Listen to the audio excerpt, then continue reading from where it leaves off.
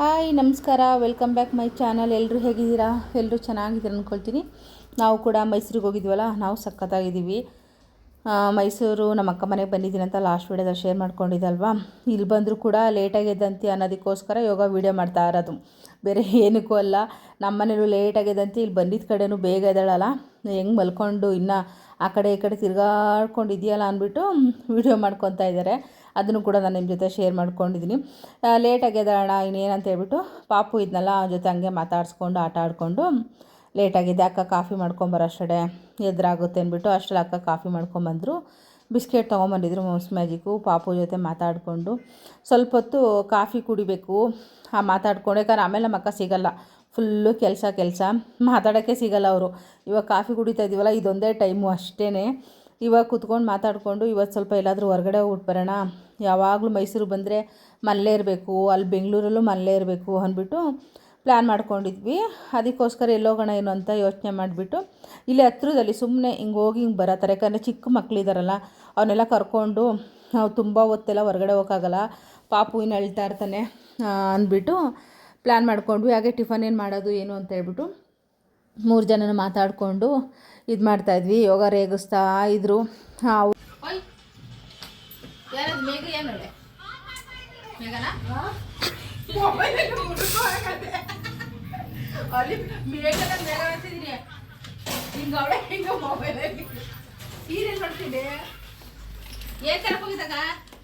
ನಾನು ಮೈಸೂರಿಗೆ ಹೋಗ್ಬೇಕಾದ್ರೆ ನಾನು ಹೇಳ್ಬಿಟ್ಟೆ ಹೋಗ್ಬಿಟ್ಟಿರ್ತೀನಿ, ಫಸ್ಟೇ ಹೇಳಿರ್ತೀನಿ, ಯಾವುದೇ ಕಾರಣಕ್ಕೂ ನಾನು ಬಂದು ಹೋಗೋವರೆಗೂ ಮೊಬೈಲ್ ನೋಡಬಾರ್ದು ಅಂದ್ಬಿಟ್ಟು. ಯಾಕಂದ್ರೆ ಸ್ವಲ್ಪ ಮೊಬೈಲ್ ಜಾಸ್ತಿ ನೋಡ್ತಿರ್ತಾಳೆ. ಅಂದರೆ ನಾನೇನಂದರೆ ಯಾರು ಇಲ್ದಿದ್ದಾಗ ಮಾಮೂಲಿ, ಈಗ ನಾನು ಮನೇಲಿ ಒಬ್ಬಳೇ ಇದ್ದಾಗ ಮೊಬೈಲ್ ನೋಡ್ತಿರ್ತೀನಲ್ವ, ಎಲ್ಲರೂ ಸೇರಿದಾಗ ಸ್ವಲ್ಪ ಹೊತ್ತು ಮಾತಾಡಬೇಕು ಅನ್ನೋಕ್ಕೋಸ್ಕರ ಕಂಡೀಷನ್ ಹಾಕಿರ್ತೀನಿ. ಅವಳು ನಾನು ಕರಿತಾನೇ ಇದ್ದೀನಿ, ಅವಳಿಗೆ ಜ್ಞಾನನೇ ಇಲ್ಲ, ಮೊಬೈಲ್ ಮುಳುಗೋಗ್ಬಿಟ್ಟಾಳೆ. ಇನ್ನು ಅಕ್ಕ ಮನೆಯಿಂದನೇ ಸ್ವಲ್ಪ ಗಿಡಗಳೆಲ್ಲ ಹಾಕ್ಕೊಂಡಿದ್ದಾರೆ. ನಾವು ಹೂವಿನ ಗಿಡ ತೊಗೊಂಡೋಗಿದ್ವಲ್ಲ 1-3, ಅದನ್ನು ಹಾಕ್ತೀನಿ ಅಂದ್ಬಿಟ್ಟು ಹಾಕೋದಕ್ಕೆ ಹಾಕಿದ್ರು. 1 ದಿನ 2 ದಿನಕ್ಕೇನೋ ಹೆಗ್ಣ ಬಂದು ಎಲ್ಲ ಪಾಪ ಕಿತ್ತಾಕ್ಬಿಡ್ತು. ಒಂದಷ್ಟು ಕನಕಾಂಬರ ಗಿಡ ಎಲ್ಲ ಹಾಕ್ಕೊಂಡಿದ್ದಾರೆ. ಹೋಗ್ಬೇಕಾದ್ರೆ 4 ಗಿಡ ಕೊಡ್ತೀನಿ ಅಂತ ಹೇಳಿದ್ದಾರೆ. ತೊಗೊಂಡೋಗಿ ಕನಕಾಂಬರ ಗಿಡ ಹಾಕ್ಕೋಬೇಕು. ಇನ್ನು ಮೆಹಂದಿ ಸೊಪ್ಪು ಅವರು ಹಾಕಿದ್ದಾರೆ. ನಾನು ಮೆಹಂದಿ ಸೊಪ್ಪಿನ ಗಿಡ ತೊಗೊಂಬಂದಿದ್ನಲ್ಲ ಕಡ್ಡಿ, ಅದನ್ನು ಹಾಕಿದ್ದೀನಿ. ನಮ್ಮ ಮನೇಲೂ ಚಿಗುರಿದೆ, ಅದಕ್ಕೆ ಬೇಡ ಅಂತ ಹೇಳ್ಬಿಟ್ಟು ಇನ್ನು ಬೆಳ್ಳುಳ್ಳಿ ಸಿಪ್ಪೆ ಎಲ್ಲ ಬಿಡಿಸ್ಕೊಂಡೆ. ಟಿಫನ್ಗೆ ಮಾಡಬೇಡ, ಟೊಮೊಟೊ ಬಾತ್ ಮಾಡ್ತೀನಿ ಅಂತ ಹೇಳಿದ್ರು. ಟೊಮೊಟೊ ಬಾತ್ ಮಾಡಲಿ ಅಂದ್ಬಿಟ್ಟು ಬೆಳ್ಳುಳ್ಳಿ ಎಲ್ಲ ಬಿಡಿಸ್ಕೊಟ್ಬಿಟ್ಟು ಹಾಗೆ ಸ್ವಲ್ಪ ಕಸ ಹೊಡಿತಾ ಇದ್ದೀನಿ. ಇದೊಂದೇ ಕೆಲಸ ನಾನು ಮಾಡಿರೋದು ಹೋದಾಗಿನಿಂದ. ಅದು ಮಾಡ್ತೀನಿ ಇದು ಮಾಡ್ತೀನಿ ಅನ್ನೋಷ್ಟೊತ್ತಿಗೆ ಆಗೋದೇ ಇಲ್ಲ. ಸುಮ್ಮನೆ ಹೆಸರು ಹೇಳಬೇಕು. ಬಾಯ್. ನನಗೆ ಬೇಕು, ಬಾಯ್. ನನಗೊಂದು ಬೇಕು. ನಾನು ಶಿಶ್ವರಕ್ಕೆ ಇವತ್ತಿಂದ ಸೇರಿಸ್ಕೊಂಬಿಡು ಯೋಗ ಅಂಕಲ್ನ. ಟೀಚರ್ಗೆ ಹೇಳು, ನಮ್ಮ ಅಂಕಲ್ ಬರ್ಲಿನ ಮೇಲೆ ಶಿಶ್ವರಕ್ಕೆ ದೊಡ್ಡ ದನಗಳು ಅಂತಿದ್ಯಾ ನೀನು? ದೊಡ್ಡನ ಸೇರಿಸ್ಕೊಳ್ಳಲ್ವಂತೆ. ಸರಿ ಬಾಯ್ ಬಾಯ್ ಮಾಡು. ತಾತನ ಬಾಯ್ ಮಾಡು. ಪ್ಲೇನ್ ಕಿಸ್ಕೊಡು ತಾತನಿಗೆ. ಕಿಸ್ಕೊ ಮಾಡ್ಬೇಕವೆಲ್ಲ, ನಾಚ್ಕೋಬಾರ್ದು. ನೀ ಇದೆಯಲ್ಲ ಅದಕ್ಕೆ. ಸರಿ ಸ್ಟಾಪ್ ಮಾಡ್ಬಿಡ್ತೀನಿ. ಬಾಯ್ ಮಾಡಿ ತಾತನಿಗೆ. ಇನ್ನು ನಮ್ಮ ಲಾಲಿನ ನಾವು ಜಾಸ್ತಿ ಮನೇಲಿ ಇರಿಸ್ಕೊಳ್ಳಲಿಲ್ಲ, ಯಾಕಂದರೆ 2 ಮಕ್ಕಳು ಇಬ್ಬರು ಸೇರ್ಕೊಂಡು ಕಾಟ. ಇವಳು ಸ್ವಲ್ಪ ತೀಟೆ ಮಾಡ್ತಾ ಇರ್ತಾಳಲ್ವ ಅಂದ್ಬಿಟ್ಟು ಶಿಶ್ವರಕ್ಕೆ ಹೋಗಿ ಬಂದುಬಿಡ್ಲಿ, ಮಧ್ಯಾಹ್ನದವರೆಗೂ ಅಷ್ಟೇ ಅಲ್ವ ಇರೋದು ಅಂದ್ಬಿಟ್ಟು ಅವಳನ್ನ ಶಿಶ್ವರಕ್ಕೆ ಕಳಿಸಿದ್ವಿ. ಮನೇಲೇ ಇರಿಸ್ಲಿಲ್ಲ, ಸುಮ್ಮನೆ ಇಬ್ಬರು ಗಲಾಟೆ ತೀಟೆಗಳು ಮಾಡ್ತಿರ್ತಾರೆ ಅಂದ್ಬಿಟ್ಟು. ಇನ್ನಿವತ್ತು ಹೊರಗಡೆ ಹೋಗಬೇಕು ದೇವಸ್ಥಾನಕ್ಕೆ ಅಂತ ಹೇಳಿದಲ್ಲ, ಅದಕ್ಕಿಂತ ಮುಂಚೆ ಅಕ್ಕ ರಂಗೋಲೆ ಚೆನ್ನಾಗಿ ಬಿಟ್ಟಿದ್ರು, ಅದಕ್ಕೋಸ್ಕರ ಅದನ್ನು ಸ್ವಲ್ಪ ವೀಡಿಯೋ ಮಾಡಿಕೊಂಡೆ. ಇನ್ನು ಯೋಗ ಪಾಪುನ ತೂಗ್ತಾ ಇದ್ದಾರೆ. ಅವನು 2 ನಿಮಿಷಕ್ಕೂ ಎದ್ದೇಳ್ತಾ ಇರ್ತಾನೆ. ನಿದ್ದೆನೇ ಮಾಡಲ್ಲ, ಸ್ನಾನ ಮಾಡಿಸಿದ್ರು ನಿದ್ದೆ ಮಾಡಲ್ಲ, ಏನು ನಿದ್ದೆನೇ ಮಾಡಲ್ಲ. ಅವರು ಜೋಲಿ ತೂಗ್ತಾ ಇದ್ದರು. ನನಗೆ ಒಂಥರ ಯಾವತ್ತವ್ರು ತೂಗೇ ಇರಲಿಲ್ವಲ್ಲ, ಆದರೆ ಚೆನ್ನಾಗಿ ಜೋಲಿ ತೂಗ್ತಿದ್ರಲ್ಲ ಅಂದ್ಬಿಟ್ಟು ಇವತ್ತು ರಾಯರ ಮಠಕ್ಕೆ ಹೋಗೋಣ ಮೈಸೂರಲ್ಲಿ ಅಂತ ಅಂದ್ಕೊಂಡು ಎಲ್ಲರೂ ಪ್ಲ್ಯಾನ್ ಮಾಡಿ ರೆಡಿ ಆಗ್ತಾಯಿದ್ದೀವಿ. ನಾನು ಇನ್ಸ್ಟಾಗ್ರಾಮಲ್ಲೆಲ್ಲ ನೋಡಿದ್ದೆ ರಾಯರ ಮಠ, ಆದರೆ ಇಷ್ಟು ಹತ್ರ ಇರುತ್ತೆ ಮನೆಗೆ ಅಂತ ಗೊತ್ತಿಲ್ಲ. ನಾನು ಎಲ್ಲೋ ಇರುತ್ತೆ ದೂರ ಅಂತ ಅಂದ್ಕೊಂಡಿದ್ದೆ. ಇನ್ನು ಅಕ್ಕ ಮಾವ ಯಾರೂ ಹೋಗಿರಲಿಲ್ಲ ರಾಯರ ಮಠಕ್ಕೆ, ಇದೇ ಫಸ್ಟ್ ಟೈಮು. ಇನ್ನು ನಮ್ಮ ಪಾಪುನು ಹುಟ್ಟಿದ ಮೇಲೆ ಯಾವ್ದಾರು ದೇವಸ್ಥಾನಕ್ಕೆ ಕರ್ಕೊಂಡು ಹೋಗ್ತೀವಿ. ನಮ್ಮ ಪಾಪುನು ಯಾವ ದೇವಸ್ಥಾನಕ್ಕೂ ಕರ್ಕೊಂಡು ಹೋಗಿರಲಿಲ್ಲ. ಅದೇನೋ ಗೊತ್ತಿಲ್ಲ ನೋಡಿ, ದೇವರು ಅನುಗ್ರಹ ಅಂತಲೇ ಹೇಳ್ಬೋದು. ನಿಜವಾಗ್ಲೂ ಫಸ್ಟ್ ಟೈಮೇ ಅವನು ರಾಯರ ಮಠಕ್ಕೆ ಫಸ್ಟ್ ಟೈಮ್ ಬರ್ತಾ ಇರೋದು ಅವನು. ಇನ್ಯಾವ ದೇವಸ್ಥಾನಕ್ಕೂ ಹೋಗಿಲ್ಲ. ಇನ್ನು ಎಲ್ಲ ರೆಡಿಯಾಗಿ ನನಗೆ ಈ ಥರ ಸ್ಟೆಪ್ ಜಡೆ ಹಾಕಿಸ್ಕೊಬೇಕಂತ ತುಂಬ ಆಸೆ ಇತ್ತು. ಚಿಕ್ಕ ವಯಸ್ಸಲ್ಲಿ ಅಕ್ಕನೇ ಆವಾಗ ಸ್ಟೆಪ್ ಜಡೆ ಹಾಕಿಸ್ಕೊತಾ ಇದ್ದು ನೆನಪಿತ್ತಲ್ಲ, ಈ ಸಲ ಹೋದಾಗ ಹಾಕು ಅಂತ ಹೇಳಿದೆ. ಆದರೂ ಪಾಪ ಅಕ್ಕನಿಗೆ ಟೈಮೇ ಇಲ್ಲ, ಕೆಲಸ ಲೇಟು ಆಗೋಯ್ತು. ನಾವು 10:30ಗೆ ಹೊರಡೋಣ ಅನ್ನೋ ಅಷ್ಟೊತ್ತಿಗೆ 12:30 ಆಯಿತು. ನಾವೆಲ್ಲ ಬೇಗ ಹೊರಡೋ ಇಷ್ಟನೇ ಇಲ್ಲ, ಅದಕ್ಕೋಸ್ಕರ ಒಂದು 5 ನಿಮಿಷ ಹಾಕ್ಬಿಡಕ್ಕ ಅಂದ್ಬಿಟ್ಟು ಬಲವಂತ ಮಾಡಿ ಹಾಕಿಸ್ಕೊಂಡೆ. ಚೆನ್ನಾಗಿ ಹಾಕು, ನಂಗೊಂಥರ ಇಷ್ಟ ಆಯಿತು. ಎಷ್ಟು ವರ್ಷ ಆದಮೇಲೆ ಹಾಕಿಸ್ಕೊಂಡಲ್ಲಪ್ಪ. ಚಿಕ್ಕ ಏರ್ ಕಟ್ ಬೇರೆ ಮಾಡಿಸಿದ್ನ, ಅಷ್ಟು ಉದ್ದ ಕೂದಲಿಲ್ಲ. ಉದ್ದ ಕೂದಲಿದ್ರಂತೂ ಈ ಜಡೆ ಹಾಕ್ಕೊಂಡ್ರೆ ತುಂಬ ಚೆನ್ನಾಗಿ ಕಾಣಿಸುತ್ತೆ. ಹಾಗೆ ಜಡೆಯಲ್ಲಿ ಹಾಕಿಸ್ಕೊಂಡು ಇನ್ನು ಹೂವು ತೆಗೆದಿಟ್ಕೊಬೇಕಿತ್ತು, ನಮ್ಗೆ ಮರ್ತೇ ಹೋಯ್ತು. ಯಾಕಂದ್ರೆ ದಿಢೀರ್ ಪ್ಲ್ಯಾನ್ ಮಾಡಿದ್ದು ನಾವು ರಾಯರ ಮಠಕ್ಕೆ ಹೋಗೋಣ ಗುರುವಾರ ಅಂದ್ಬಿಟ್ಟು.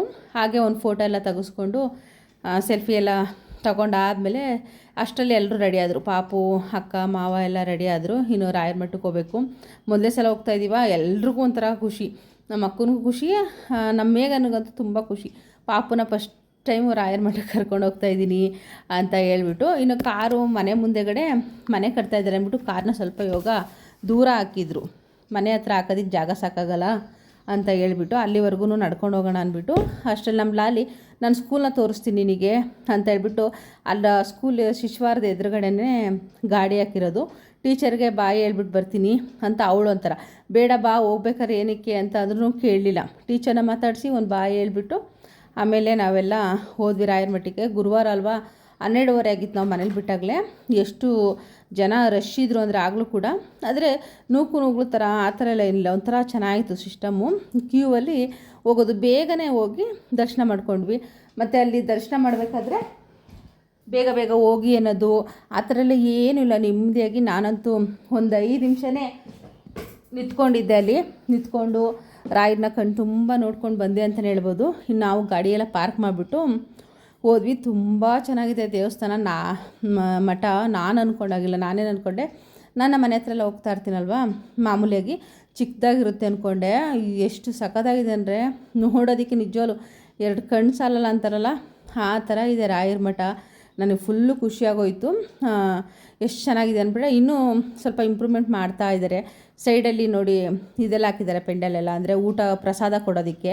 ಪ್ರಸಾದ ಎಲ್ಲ ಪಲಾವೆಲ್ಲ ಮಾಡಿದರು. ಇಲ್ಲಿ ಪ್ರಸಾದ ಕೊಟ್ಟರು. ನಮ್ಮ ರಾಯರ ಮಠದಲ್ಲಿ ಪ್ರಸಾದ ಎಲ್ಲ ಏನೂ ಕೊಡೋಲ್ಲ. ಯಾವಾಗಾದರೂ ಒಂದು ಸಲ ಏನಾದರೂ ಒಂದೇ ಒಂದು ಟೈಮ್ ನನಗಲ್ಲಿ ಪ್ರಸಾದ ಸಿಕ್ಕಿರೋದಷ್ಟೇ, ಕೊಡೋದೆಲ್ಲ. ಇನ್ನು ಹೋದ್ವಿ. ಹೊರಗಡೆಯಿಂದನೇ ನೋಡ್ತಾ ಇದ್ದೀರಲ್ಲ, ಕಲ್ಪವೃಕ್ಷ ಅಂತಲೇ ಹಾಕಿದ್ದಾರೆ. ತುಂಬ ಚೆನ್ನಾಗಿದೆ. ಒಳಗಡೆ ಅಂತೂ ಫುಲ್ಲು ಲೈಟಿಂಗ್ಸು ತುಂಬ ಚೆನ್ನಾಗಿದೆ. ಒಂಥರ ಮಂತ್ರಾಲಯಕ್ಕೆ ಹೋಗ್ತೀವಲ್ಲ ಅದೇ ಥರನೇ ಫೀಲ್ ಆಗುತ್ತೆ, ಅಷ್ಟು ಚೆನ್ನಾಗಿದೆ. ಒಳಗಡೆ ಇನ್ನು ದೇವರೆಲ್ಲ ಇಟ್ಟಿದ್ದಾರೆ ನೋಡಿ, ಎಷ್ಟು ಜನ, ಲೈಟಿಂಗ್ಸು, ತುಂಬ ಜನ ಬಂದಿದ್ರು ಮಾತ್ರ. ನಾನು ಒಳಗಡೆ ಫೋಟೋ ವೀಡಿಯೋಸ್ ಮಾಡೋದಕ್ಕೆ ಬಿಡಲ್ವೇನೋ, ಏನು ಮಾಡೋದಪ್ಪ ಅಂತ ಅಂದ್ಕೊಂಡಿದ್ದೆ. ಯಾರ್ದು ಏನೂ ತೊಂದರೆ ಇಲ್ಲ, ಯಾರು ಫೋಟೋ ತೆಗಿಬೇಡಿ, ವೀಡಿಯೋ ಮಾಡಬೇಡಿ ಅಂತ ಏನೂ ಕೇಳಲ್ಲ. ತುಂಬ ಜನ ಫೋಟೋ ತೊಗೊತಾಯಿದ್ರು, ವೀಡಿಯೋ ಮಾಡ್ತಾಯಿದ್ರು. ನಾವು ಅದೇ ಧೈರ್ಯದ ಮೇಲೆ ಸರಿ ಮಾಡೋಣ, ಇಷ್ಟು ಚೆನ್ನಾಗಿರೋ ಮಠಕ್ಕೆ ಬಂದಿದ್ದೀವಲ್ವ ಅಂದ್ಬಿಟ್ಟು ನಾವು ವೀಡಿಯೋ ಫೋಟೋ ಎಲ್ಲ ತೊಗೊಂಡ್ವಿ ಮಠದಲ್ಲಿ. ಅಲ್ಲಿಂದ ತೊಗೊಂಡು ಫುಲ್ಲು ಚೆನ್ನಾಗಿತ್ತು. ಅಂದರೆ ಫೋಟೋಗಳು, ಹಳೆ ಫೋಟೋಸು ಎಲ್ಲ ಇದೆಯಲ್ಲ ರಾಯರದು, ಅದನ್ನೆಲ್ಲ ಗೋಡೆಗೆ ಹೆಂಗೆ ಮಾಡಿದ್ರು ಅದನ್ನೆಲ್ಲ ನಿಧಾನಕ್ಕೆ ನೋಡ್ಕೊಂಬರ್ಬೋದಿತ್ತು, ಯಾವುದ್ಯಾವುದು ಅಂತ ಹೇಳಿಬಿಟ್ಟು. ದೇವ್ರದ್ದೆಲ್ಲ ಚೆನ್ನಾಗಿದೆ, ಒಂಥರ ನೆಮ್ಮದಿಯಾಗಿ ಅನಿಸುತ್ತೆ. ಒಂಥರ ಒಂದು 10 ನಿಮಿಷ ಕೂತಿದ್ದು ಅಲ್ಲೇ. ಮತ್ತು ಆಮೇಲೆ ಸ್ವಲ್ಪ ಕಾರಿಗೆ $1 ತೊಗೊಳ್ಳೋಣ ರಾಯರದು ಅಂತ ಹೇಳ್ಬಿಟ್ಟು ಅದನ್ನು ಕೂಡ ತಗೊಂಡ್ವಿ. ನಾನು ಮಂತ್ರಾಲಯಕ್ಕೆ ಹೋದಾಗ ಏನಾದರೂ ಒಂದು ಫೋಟೋನೋ ಏನಾದ್ರು ತೊಗೊಂಬರೋಣ ಕಾರಿಗೆ ಹಾಕೋದಕ್ಕೆ ಅಂತ ಅಂದ್ಕೊಂಡೆ. ಆದರೆ ಇಲ್ಲೇ $1 ಇತ್ತಲ್ವ, ಇನ್ನು ಗುರುವಾರನೇ ಸರಿ ಒಂದು ತೊಗೊಂಬೇಡ ಅಂದ್ಬಿಟ್ಟು ಅದನ್ನು ಕೂಡ ತೊಗೊಂಡ್ವಿ. ಇಲ್ಲಿ ವೆಂಕಟರಮಣ ಸ್ವಾಮಿದು ಇಟ್ಟಿದ್ರು. ಎಷ್ಟು ಚೆನ್ನಾಗಿದೆ ಅಂದರೆ ತುಂಬ ಚೆನ್ನಾಗಿದೆ. ನಾನಿಲ್ಲಿ ಫೋಟೋ ತೆಗೆಸ್ಕೊಬೇಕಂತ ತುಂಬ ಆಸೆಪಟ್ಟೆ, ಆದರೆ ಜನ ಬರ್ತಾನೆ ಇದ್ರಾ. ಇನ್ನು ಅವರಿಗೆ ಇದು ಹಿಂಸೆ ಆಗುತ್ತೆ, ನಾನಲ್ಲಿ ನಿಂತ್ಕೊಂಡು ಫೋಟೋ ತೆಗೆಸ್ಕೊತಾ ಇದ್ದರೆ ಬೇರೆಯವ್ರಿಗೆ ತೊಂದರೆ ಆಗೋದು ಬೇಡ ಅಂದ್ಬಿಟ್ಟು ಹಾಗೆ ಕೈ ಮುಕ್ಕೊಂಬಂದೆ. ಆದರೆ ತುಂಬ ಚೆನ್ನಾಗಿತ್ತು ಅಲ್ಲಿ ಇದ್ದಿದ್ದು ವಿಗ್ರಹ ಅಂತೂ. ಇನ್ನು ಪಾಪುಗೂ ಕಾಲಿಗೆ ಹಾಕೋಕ್ಕೆ ಖಡ್ಗ ಥರ ಏನೋ ಬರುತ್ತಲ್ಲ, ಅದನ್ನು ತಗೊತಾಯಿದ್ರು. ನಾವು ಅಷ್ಟರಲ್ಲಿ $1ನ ತಗೊಂಡ್ವಿ. ಅಂದರೆ 2 ಸೈಡು, ಒಂದು ಸೈಡು ರಾಯರು, ಇನ್ನೊಂದು ಸೈಡು ಆಂಜನೇಯ ಸ್ವಾಮಿ. ಆಂಜನೇಯ ಸ್ವಾಮಿ ಬಂದು ನಮ್ಮ ಮನೆ ದೇವರಲ್ವಾ, 2 ಇದ್ದಾಗ ಆಗುತ್ತೆ ಅಂದ್ಬಿಟ್ಟು ಇವತ್ತು ಹಾಕೋಣ ಕಾರಿಗೆ ಅಂತ ಹೇಳಿ $1 ಕೂಡ ತಗೊಂಡು ಅಲ್ಲಿಂದ ಪ್ರಸಾದ ಕೊಡ್ತಾಯಿದ್ರಲ್ಲ ಅಲ್ಲಿಗೆ ಹೋಗೋಣ ಅಂತ ಹೇಳ್ಬಿಟ್ಟು. ಇನ್ನು ಮಂತ್ರಾಕ್ಷತೆ, ತೀರ್ಥ ಎಲ್ಲ ಹೊರಗಡೆ ಇಟ್ಟಿದ್ರು, ಇಲ್ಲಿ ಒಳಗಡೆ ಇಟ್ಟಿಲ್ಲ. ನಾನೇನು ಅಂದ್ಕೊಂಡೆ, ಕೊಡಲ್ವಾ ಏನೋ ತುಂಬ ಜನ ಇರೋದಕ್ಕೆ ಅಂತ ಅಂದ್ಕೊಂಡೆ. ಆಮೇಲೆ ನಾವು ಇಲ್ಲೆಲ್ಲ ದರ್ಶನ ಎಲ್ಲ ಮುಗಿಸ್ಕೊಂಡು ನಾವು ಹೊರಗಡೆ ಹೋದ್ಮೇಲೆ ಅಲ್ಲಿ ಹೊರಗಡೆ ಕ್ಯೂ ಇಟ್ಟು ಅಲ್ಲಿ ಕೊಟ್ಟಿದ್ದರು. ನಾವು ಎಷ್ಟೊತ್ತಾಗುತ್ತೋ ಏನೋ ಅಂದ್ಬಿಟ್ಟು, ಯಾಕಂದ್ರೆ ನಾವು ಹೊರಟಿದ್ದೆ ಇಲ್ಲಿ ಮಧ್ಯಾಹ್ನ 12:30 ಅಂತ ಹೇಳಿದ್ನಲ್ಲ. ಟಿಫನ್ ಮಾಡಿಬಿಟ್ಟಿದ್ವಿ ಟೊಮೊಟೊ ಬಾತು. ಇನ್ನು ಇಲ್ಲೂ ಕೂಡ ಪಲಾವ್ ಕೊಡ್ತಾಯಿದ್ರು. ಪ್ರಸಾದ ಸಿಗೋದೇ ದೊಡ್ಡದು ಅಂದ್ಬಿಟ್ಟು ಸ್ವಲ್ಪ ಹಾಕಿಸ್ಕೊಂಡು ತಿಂದ್ಬಿಟ್ಟು ಮತ್ತು ಮೈಸೂರು ಕಡೆ ಸಿಟಿ ಕಡೆ ಹೊರಟ್ವಿ. ನಾನು ಸ್ವಲ್ಪ ನೈಟಿ ಎಲ್ಲ ತೊಗೊಬೇಕಿತ್ತು. ಲಾಸ್ಟ್ ಟೈಮ್ ಹೋದಾಗ ತೊಗೊಂಬಂದಿದ್ದೆ, ತುಂಬ ಚೆನ್ನಾಗಿ ಬಾಳಿಕೆ ಬಂತು. ಒಂದು 2 ವರ್ಷದ ಮೇಲೆ ಆಯಿತು ಅನಿಸುತ್ತೆ ನಾನು ತೊಗೊಂಬಂದು. ಕಲ್ಲರು ಅದೆಲ್ಲ ಕ್ವಾಲಿಟಿ ಚೆನ್ನಾಗಿತ್ತಲ್ಲ ಅಂದ್ಬಿಟ್ಟು ಅಕ್ಕ ರೆಗ್ಯುಲರಾಗಿ ಒಂದು ಶಾಪಲ್ಲಿ ತೊಗೊತಾರೆ, ಅಲ್ಲೇ ಸ್ವಲ್ಪ ಕಡಿಮೆಗೂ ಸಿಗುತ್ತೆ. ಇನ್ನು ನಮ್ಮ ಏರಿಯಾದಲ್ಲೆಲ್ಲ ತೊಗೊಂಡ್ರೆ ಕಾಸ್ಟ್ಲಿ ಅಂದ್ಬಿಟ್ಟು ಅಲ್ಲಿಗೆ ಹೋದೆ.